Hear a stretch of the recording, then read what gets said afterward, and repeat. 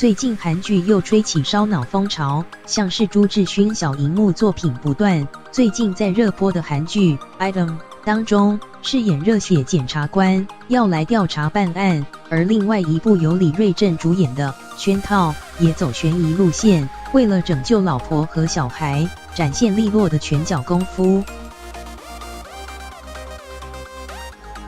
圈套，李瑞镇，我的妻子和孩子在哪里？明明用斧头砍过的痕迹，为什么要让他活着呢？在树林中拿着十字弓奔走，头上还流着血。48岁韩星李瑞镇在韩剧《圈套》中化身国民主播，带着妻儿来过结婚纪念日，却遇上绑架威胁，甚至被当成猎物。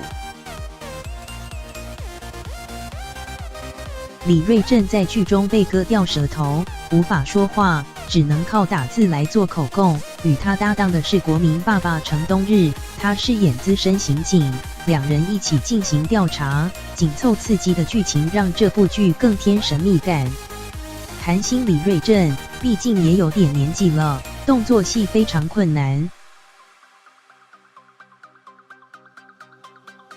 李瑞镇在剧中还有许多打斗戏码，让他大喊身体吃不消。韩剧《圈套》只有7集，走悬疑惊悚路线。最近同样让剧迷烧脑的还有这部韩剧《Item》，这只是个普通物品，但却可以用它来杀人。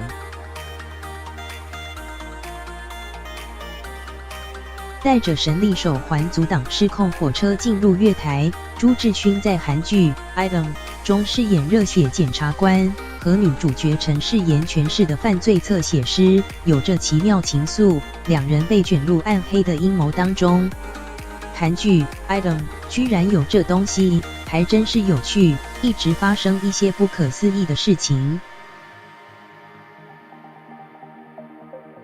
韩剧《Item》有别于以往爱情喜剧的设定，以烧脑悬疑为题材。剧中除了神力手环，还有其他神奇物品，像是靠意志力操作的、拍立的，通通都让人觉得狠，也为剧情增添亮点。其他被封为悬疑神剧的续集《Signal 信号2》和《Voice 3》最近都确定要开拍，让喜欢看烧脑剧的剧迷相当期待。